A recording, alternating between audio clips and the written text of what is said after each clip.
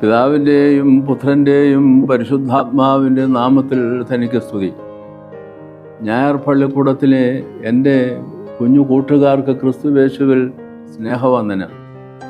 പ്രിയപ്പെട്ട കുഞ്ഞുങ്ങളെ, ഈ ഏപ്രിൽ മാസം 2ഉം 3ഉം ആഴ്ചകളിലും മെയ് മാസം 1ഉം 2ഉം ആഴ്ചകളിലുമായി ഐനാംസിൻ്റെ സംഗമങ്ങൾ, international association of mission studies, അതിൻ്റെ ചുമതലയിലുള്ള അതിനോട് ചേർന്നു വരുന്ന ജൂനിയർ ഐനാംസിൻ്റെ സംഗമങ്ങൾ നടക്കുകയാണ് 4 കേന്ദ്രങ്ങളിലായി. കേരളത്തിൽ തിരുവനന്തപുരം പവടിക്കോണം മാതാമറിയം ആശ്രമത്തിൽ വെച്ച് ഒരു സംഗമം, മാവേലിക്കര മിഷൻ സെൻ്ററിൽ വെച്ച് 2ാമത്തെ സംഗമം, അതുപോലെ കോട്ടയം തിരുവാതുക്കൽ സെൻറ്റ് പോൾസ് ബാലഭവനിൽ വെച്ച് 3ാമതൊരു സംഗമം,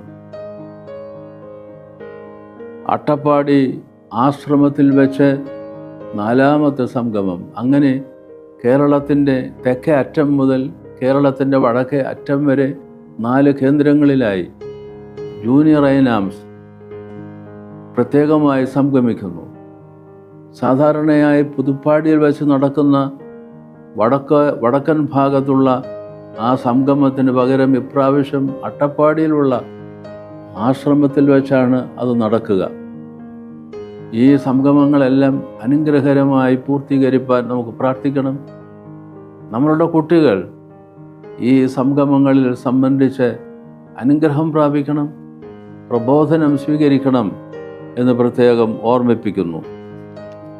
ഈ വർഷത്തെ ചിന്താവിഷയം സമാധാനം സുവിശേഷിപ്പീൻ എന്നാണ്. മലയാളത്തിൽ, ഇംഗ്ലീഷിൽ പ്രൊക്ലെയിം പീസ്. ഇതിനുള്ള അടിസ്ഥാന വേദഭാഗം എഫേസ്യർക്കെഴുതിയ പരിശുദ്ധനായ പൗലോസ് അപ്പോസ്തലൻ എഫേസ്യർക്കെഴുതിയ ലേഖനം 2-ാം അധ്യായം 17-ാം വാക്യമാണ്. ഈ ചിന്താവിഷയത്തെ അടിസ്ഥാനമാക്കിക്കൊണ്ട് 4-5 പഠന ക്ലാസുകൾ ക്രമീകരിക്കും. അതോടൊപ്പം തന്നെ ഇതിൻ്റെ വേദഭാഗം പരിശോധിച്ചുകൊണ്ടുള്ള ധ്യാന പഠനവും. 5 പഠന ക്ലാസുകൾ എന്ന് ഓർമ്മിപ്പിച്ചല്ലോ. അതിൽ 1ാമത്തത് ഉയർപ്പിൻ്റെ സമാധാന സന്ദേശം എന്നുള്ളതാണ്. ഞാൻ ഒരിക്കൽ സൂചിപ്പിച്ചതുപോലെ വിശുദ്ധ യോഹന്നാൻ എഴുതിയ സുവിശേഷം 20ഉം 21ഉം അധ്യായങ്ങളിലുള്ള കർത്താവിൻ്റെ പുനരുത്ഥാന ശേഷമുള്ള പ്രത്യക്ഷതകൾ, അവിടെയെല്ലാം സമാധാനം ആശംസിച്ചുകൊണ്ടുള്ള കർത്താവിൻ്റെ പ്രത്യക്ഷതകൾ, അതെല്ലാം പഠനവിധേയമാക്കിക്കൊണ്ട് അതിൽ നിന്ന് പാഠങ്ങൾ സ്വീകരിക്കുവാൻ പ്രത്യേകം ശ്രമിക്കുന്നു. ഇതിനെ ആസ്പദിച്ചുള്ള 2ാമത്തെ വിഷയം ആന്തരിക സമാധാനവും പരസ്പര സമാധാനവും എന്ന വിഷയമായിരിക്കും. നമ്മളുടെ ആന്തരത്തിൽ സമാധാനം ഉണ്ടാവുമ്പോൾ അത് അങ്ങോട്ടും ഇങ്ങോട്ടുമുള്ള സമാധാനത്തിൽ അടിസ്ഥാനപ്പെട്ടിട്ടുള്ള ഒരു ജീവിതത്തിന് സഹായകരമായി തീരും എന്നുള്ള ചിന്തയാണ്. 3ാമതായി സമാധാനവും രമ്യതയും എന്ന വിഷയം ചർച്ച ചെയ്യപ്പെടുന്നു. Piece and reconciliation. 4ാമതായി വിശുദ്ധ കുർബാനയിൽ സമാധാന ആശംസകൾ എന്ന വിഷയം പ്രത്യേകം ചർച്ച ചെയ്യുന്നു. വിശുദ്ധ കുർബാനയിൽ ആദ്യന്തം പരിശോധിക്കുമ്പോൾ 9 പ്രാവശ്യം നിങ്ങൾക്കെല്ലാവർക്കും സമാധാനമുണ്ടായിരിക്കട്ടെ എന്ന് കാർമ്മികൻ ആശംസിക്കുന്നുണ്ട്. ഒരു വിധത്തിൽ നോക്കുമ്പോൾ പിതാക്കന്മാർ നമ്മളെ പഠിപ്പിക്കുന്നത് പോലെ വിശുദ്ധ കുർബാന പുനരുദ്ധാനം ചെയ്ത കർത്താവിൻ്റെ തിരുസാന്നിധ്യത്തിൻ്റെ തുടർച്ചയായുള്ള അനുഭവമാണ് ഓരോ കുർബാനാനുഷ്ഠാനവും എന്ന് നമ്മൾ തിരിച്ചറിയണം.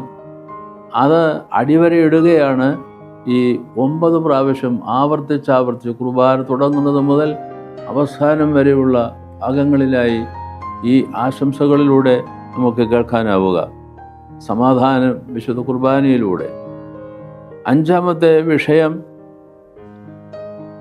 സമാധാനത്തിൻ്റെ കാലിക പ്രസക്തി എന്നുള്ളതാണ്. അങ്ങനെ 5 വിഷയങ്ങൾ നമ്മൾ പ്രത്യേകമായി ഒരു പഠനത്തിന് വിധേയമാക്കുന്നുണ്ട് ഈ ക്ലാസ്സുകൾ, ഈ സംഗമങ്ങളിലൂടെ എന്ന് പ്രത്യേകം നാം ഓർക്കണം. അതുകൊണ്ട് തീർച്ചയായും കുഞ്ഞുങ്ങളെ, നിങ്ങളെല്ലാവരും ഇതിലേതെങ്കിലും ഒരു സംഗമത്തിൽ സംബന്ധിക്കുന്നതിന് പ്രത്യേകമായി ശ്രദ്ധിക്കുമെങ്കിൽ അത് നന്നായിരിക്കും. അവധിക്കാലത്തെ തീർച്ചയായുമുള്ള ആധ്യാത്മികമായ ഒരു കൂട്ടായ്മയാണിത്. അത് പ്രയോജനപ്പെടുത്തുമെങ്കിൽ അത് നിങ്ങളുടെ ജീവിതത്തിൽ സമാധാനം നൽകുന്ന യേശുക്രിസ്തുവിനെ സ്വീകരിച്ചുകൊണ്ട് സമാധാനത്തിൻ്റെ പ്രഘോഷകരായി, സമാധാനം വിളംബരം ചെയ്യുന്നവരായി നാം തന്നെ സമാധാനത്തിൽ ജീവിക്കുകയും ആ സമാധാനത്തിൻ്റെ പ്രകാശനം മറ്റുള്ളവരിലേക്ക് പകർന്നു കൊടുക്കുന്ന സാക്ഷ്യം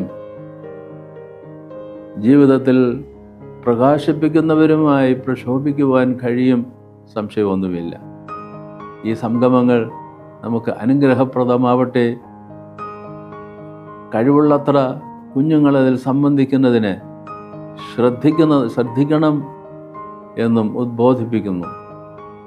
കുഞ്ഞുങ്ങളെ, നിങ്ങളെല്ലാവർക്കും ദൈവം തമ്പുരാൻ ഫലപ്രദമായ ഒരു അവധിക്കാലം തരട്ടെ എന്ന് പ്രാർത്ഥിക്കുകയും ചെയ്തുകൊണ്ട് ഈ പാഠം ഇവിടെ അവസാനിപ്പിക്കുന്നു.